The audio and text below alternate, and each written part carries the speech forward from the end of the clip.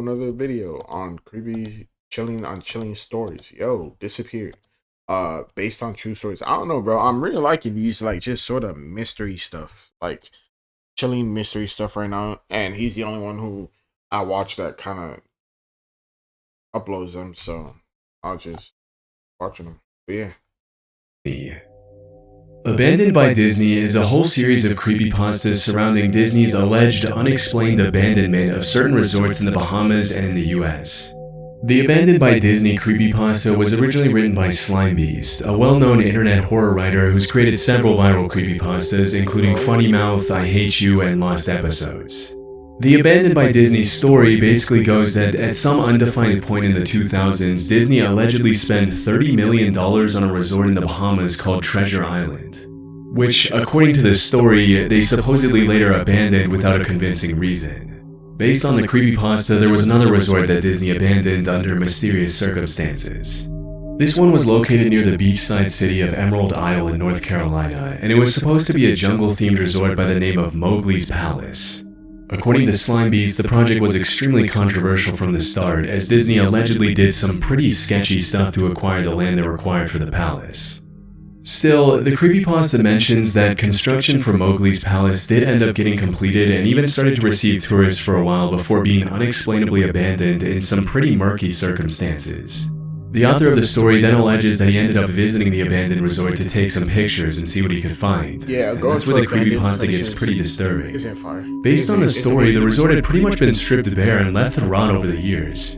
Most of the things that were big enough to take back from the resort had been stolen, leaving only desks, refrigerators, abandoned statues, other miscellaneous objects, and the buildings themselves to show for the once functional Mowgli's Palace.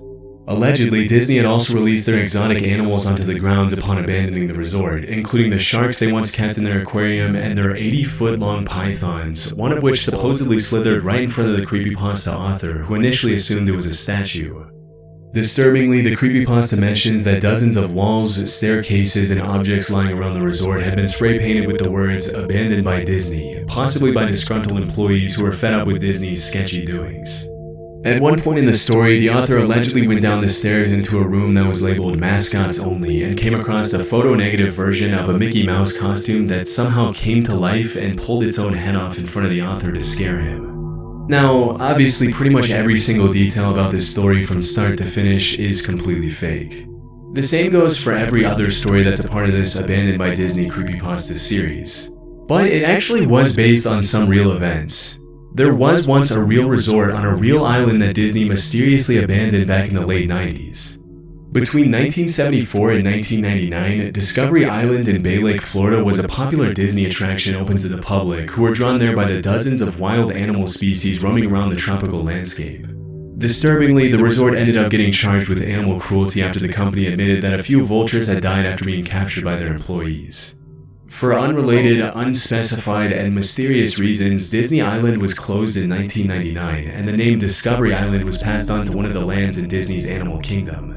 Since its closing, the island was pretty much left abandoned to rot under the elements, and over the years its structures have sustained major hurricane damage. Interestingly, as of 2024, all buildings and attractions of the original resort remain on the island, which gives it a pretty creepy and nostalgic vibe. Nowadays, the area is fully off limits to the public, but that hasn't stopped a few urban explorers from venturing out into the island and finding some pretty disturbing stuff. In 2004, urban explorer Shane Perez visited the island 5 years after its abandonment, swimming through 300 feet of freezing cold alligator-infested Florida lake water to reach Discovery Island and alligator-infested water, that's all I needed to know. Why the fuck is you doing all this, bro? Spend the night exploring the remains of the mysterious resort. Interestingly, during their visit, Shane and his friends discovered that several lights throughout the island were still somehow working. And a little more disturbingly, they found all kinds of odd things in the abandoned sheds, including snakes stuffed in Coke bottles and a bunch of animals that were left behind by Disney when the island closed, which is pretty similar to what was mentioned in the fictional creepypasta. Although Shane and his friends were only able to explore half of the island before the sun rose again, they uploaded all of their findings onto a now infamous blog post that ended up being featured on the news. Obviously, this didn't make Disney look too good, and as a result of trespassing, Shane was banned from all Disney resorts for the rest of his life. But he triggered a wave of intrigue around the island that has endured until this day. Over the years, a few more urban explorers have attempted to explore the island, leading to some pretty interesting videos, blog posts, and pictures. Nowadays, the island is under extremely heavy 24/7 surveillance, which would make it almost impossible to explore for a regular civilian.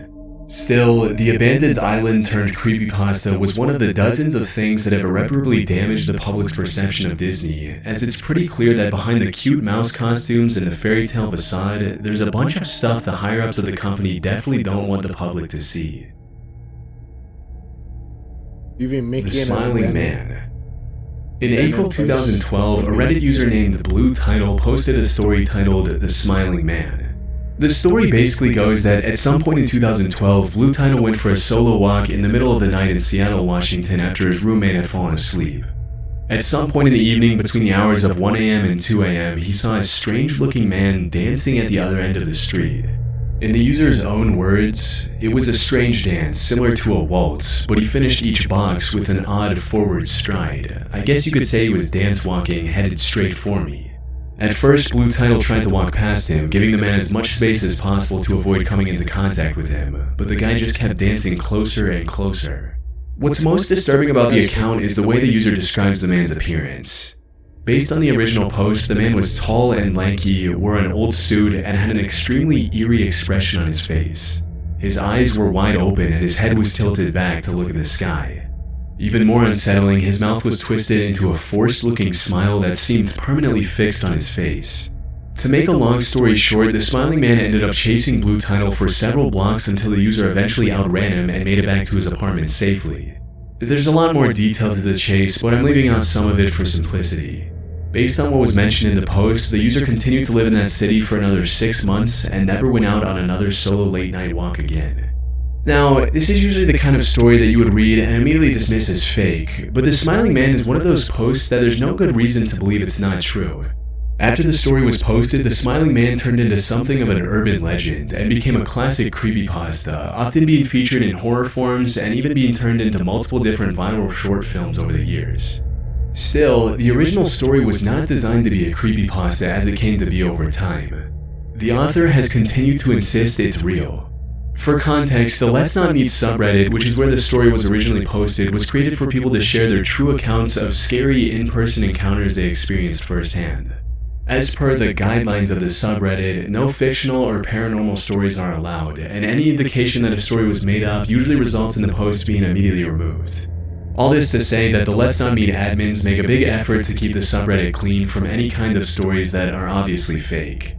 That's not to say that some fabricated stories don't slip through the cracks from time to time, but I don't think the Smiling Man is one of them. Looking into Blue Title's activity on other subreddits, I found that they seem pretty honest and genuine, often discussing martial arts, music, and other topics unrelated to creepypastas and internet horror lore. The fact that the Smiling Man is pretty much the only story the user has told since opening his account in 2012 is a pretty good indication that it's true.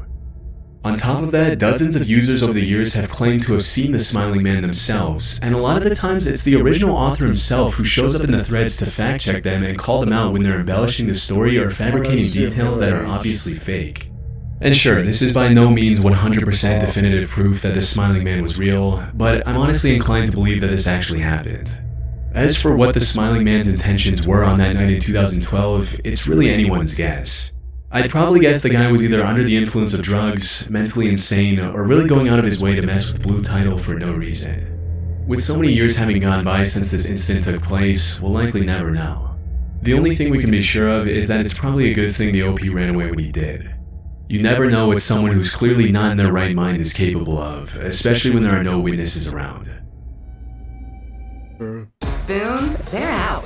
Panera's new ciabatta dippers are in. Each melty sandwich paired with a perfect portion. The year was 1991. In April of 2015, a Reddit user with the mysterious name I'm Sorry Michael posted a harrowing story in the No Sleep subreddit where he shared his first-hand experience of what it was like witnessing a 4-year-old get kidnapped from a school playground in the early 90s. Now, it's important to keep in mind that the No Sleep subreddit doesn't always feature true stories. In fact, it almost never does. It's pretty much entirely creepypastas, but you'll see why that's not so relevant in a second. The post was titled "The Year Was 1991," and in it, the OP basically tells the story of how he arrived at a school's sports field to toss around a ball with some family friends on a warm spring day. As soon as he arrived at the field, the OP allegedly saw a little boy in a blue jacket running on the playground close to the playing field. Suddenly, a suspicious-looking dark van pulled up to the playground and parked right over the hopscotch outline. A few seconds later, a man in a sketchy-looking, low-quality bear costume got out of the vehicle, promised the little boy some candy, and put him in the back of the van before driving away. Stranger danger, don't go. Based on the post, the uploader immediately got into his vehicle and tried to catch up with the van, but because he was so unfamiliar with the area, he ended up getting lost. As soon as he called 911, the operator allegedly scolded him for prank calling and hung up on him. It wasn't until the next day that the OP supposedly saw in the news that a 4-year-old boy named Michael Donaghy had disappeared from a school playground the day before. Interesting. You dumb bitch. I just called your stupid ass telling you what was going on and you gonna be a prank call? You think I'm chasing this nigga on a prank call? You think I'm gonna be like, oh yeah, I just seen somebody get kidnapped. I'm being serious on a prank call? You dumb. You caused this. Through my research, I was able to find that Michael Donaghy was a real kid that had disappeared, and it really did take place on a school playground in 1991, which makes this Reddit post incredibly creepy. The real story goes that on March 24th, 1991, Crystal Donaghy, Michael's mother, was going to participate in a women's flag football practice at Blandshart Elementary School in Victoria, British Columbia. As soon as she arrived with her son at the school at around 12:30 p.m., Michael asked if he could go to the playground by himself.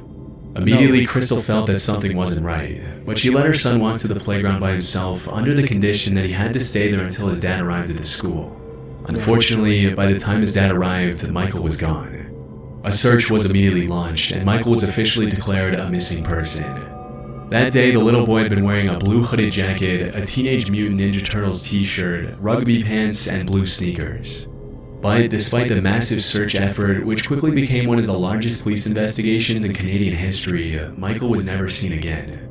Over the years, the cops have received over 11,000 tips on the disappearance, but none of them have led to anything significant. Strangely, even though there were dozens of people at the school field that day, there were no witnesses to Michael's disappearance. And the only thing that they could get out of a nearby passerby was that a man in his late 40s or early 50s with a brown van was seen near the playground around the time of the disappearance. Overall, a lot of the details from the official investigation match up perfectly with the Reddit post, but the majority of them were never confirmed by the cops. It's likely that the OP completely made the story up. But that doesn't change the fact that this is at least based on a real event that happened. Sadly, because the disappearance took place over 35 years ago, it's unlikely that Michael will ever be found at this point. The Alice Killings. The Alice Killings is a Japanese urban legend according to which from 1999 to 2005, a series of brutal, unexplainable murders took place in multiple different towns in Japan. Based on the legend, each victim's life was taken in a very different fashion, and the only thing that tied the murders together was the fact that a playing card was found near or on the victims' bodies when they were found by cops or passersby. Disturbingly, the legend mentions that on the playing cards, the killer would write the name Alice in the victim's blood. For example, one of the victims was allegedly buried in a shallow grave with a Queen of Clubs marking its entrance. Another card with the King of Diamonds was found crammed into the hand of another victim at a bar. Over time, people started putting their own twists on the urban legend, turning it into a creepypasta and adding all kinds of details to the original story, as usually happens online. But even though the specific details in the story of the Alice Killings are all fake, they're all based on a completely true story that's just as terrifying as the creepypasta. In 2003, an ex-military guy turned security officer in Madrid, Spain, named Alfredo Galán Setillo shot a 50-year-old man named Juan Francisco Ledesma in the head in front of his 2-year-old son. From there, Alfredo went on to kill another 5 victims over the next month, all of them picked completely randomly and for no good reason. After taking his second victim's life, he left a tarot card with an ace of clubs near the crime scene, after which, as you can probably guess, the media started sensationalizing the case, giving Alfredo much more attention than he deserved. And thanks to that, he went on to kill another 4 victims and severely injure another 3, often leaving tarot cards at the scene to fit the picture the media had made of him. In addition to the cards, the killer did have a particular MO in the way he took his victims' lives. All of them were shot at point-blank range, and all of them were picked at random, unlike most serial killers who often stalk and get to know their victims before taking their lives. On July 3rd, 2003, the playing card killer, as he quickly became known, turned himself into the police in a severely intoxicated state, immediately confessing to the string of murders that had taken Madrid by storm that year. As soon as he sobered up, he tried to take back his confession, but at that point it was too late, as he had already revealed to the cops certain details about the pen markings on the cards that weren't even made public. Disturbingly, during the investigation, it was revealed that before carrying out his gruesome crimes, the killer would wish his victims good morning and order them to kneel down before executing them. That same year, Galan was sentenced to 142 years in prison, a punishment he's serving to this day. In 2023, Netflix made a documentary about him titled The Playing Card Killer. And at the end of the day, that's probably what these killers really want deep down, attention. But fortunately, he won't be getting out anytime soon. And let's just hope the crazy amount of attention the media gives these killers doesn't motivate more lunatics to seek notoriety through these kinds of crimes. Hey guys, there's a change in the air. Two changes. Two things about that. They could I'm gonna kill people and do it in silence and nobody will ever find out, because isn't the most secure way to kill somebody, let it be somebody completely random, right? Because most of the times, if you have a little bit of connection to them, you're usually found out or some shit like that. Or am I just wrong? Am I just wrong? Maybe I've been watching too many of these. The Doppelganger. The Doppelganger is a pretty well-known creepypasta that tells the fictional story of a kid named Trey who lived with his parents in a small rural county in eastern Tennessee. Based on the original Reddit post titled The Doppelganger, Trey's father Henry was a county warden who usually came home from work late in the evenings. One night, Henry came home and hesitantly let his wife and son know that one of his coworkers had been missing for 2 days. That same night, Trey's mom and dad made him promise that he wouldn't open the door for anyone, even for his own parents. The next day, Henry announced to his family that his coworker Mike's body had been found by a creek. Disturbingly, he also mentioned that even though Mike had only been reported missing for 2 days, his body was declared to be at least 2 weeks old when the authorities found him. This of course meant that somebody had been posing as Mike for several days, spending time with his family and going through his days pretending to be him. That night when Trey went up to his room, he heard a knock on his window. It was his dad's voice asking to let him in, and claiming that he had just gone outside to check on something from parents. Same wife and came home from work late. It was titled The Parents is a pretty well-known creepypasta that tells the fictional story of a kid named Trey who lived with his parents in a small rural county in eastern Tennessee. Based on the original Reddit post titled The Doppelganger, Trey's father Henry was a county warden who usually came home from work late in the evenings. One night, Henry came home and hesitantly let his wife and son know that one of his coworkers had been missing for 2 days. That same night, Trey's mom and dad made him promise that he wouldn't open the door for anyone, even for his own parents. The next day, Henry announced to his family that his coworker Mike's body had been found by a creek. Disturbingly, he also mentioned that even though Mike had only been reported missing for 2 days, his body was declared to be at least 2 weeks old when the authorities found him. This of course meant that somebody had been posing as Mike for several days, spending time with his family and going through his days pretending to be him. That night when Trey went up to his room, he heard a knock on his window. It was his dad's voice asking to let him in, and claiming that he had just gone outside to check on something and had accidentally locked himself out. Eerily, that's when Trey's dad appeared in his doorframe, holding a finger up to his lips, signaling for his son to be quiet. After scaring away whoever was at the window, the family went down to sit together at the kitchen table, fearing for their lives. Later that evening, the impersonator once again tried to enter the house, pretending to be Trey's dad. This time, Henry called his officer friends over, who agreed to help him track down whoever or whatever it was that was pretending to be him. While his dad was out, Trey went up to his room to hide under the blankets, and when his dad came back, he scolded him and his mother for having left the front door unlocked. Still, the family went to sleep, and the next morning, Trey woke up to an overpowering smell coming from his parents' bedroom. He immediately realized his parents weren't home. Upon opening his parents' closet door, the body of a woman who looked just like his mother tumbled out and onto the floor. As soon as his parents got home, they made up a story to explain what had happened, softening some of the details so their son wouldn't end up even more traumatized. The creepypasta ends with Trey noticing that his dad's hair is a different shade of black than it usually was, leaving the story on a cliffhanger. Obviously, pretty much everything in the creepypasta is entirely made up. But the story itself was based on an illness called Capgras syndrome, which is a real psychiatric condition in which people end up convinced that their family members and other people close to them have been replaced by imposters or doppelgangers. Through my research, I found that people with Capgras syndrome often end up becoming aggressive and even violent with the loved ones they accuse of being imposters. And disturbingly, a pretty clear correlation has been found between Capgras syndrome and violent homicides within families. I also found that people with pre-existing neurological disorders such as Parkinson's disease, epilepsy, and stroke are more prone to developing Capgras syndrome, as well as people who suffer from schizophrenia and similar illnesses. One particular case that caught my attention involved a 24-year-old male veteran who turned himself into the police to confess that he had allegedly been violent with his girlfriend. Interestingly, when the cops called his girlfriend to get her side of the story, she mentioned that the allegations were completely false and that her boyfriend had no history of violence.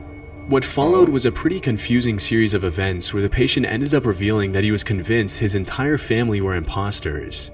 Disturbingly, he claimed that his mother had been replaced by a government employee who had been sent to elicit a confession from him about his behavior while he was in the military. So you go. Apparently, the guy felt guilty about having taken naps during work hours and punching a wall during boot camp and was scared that his mother would find out about it.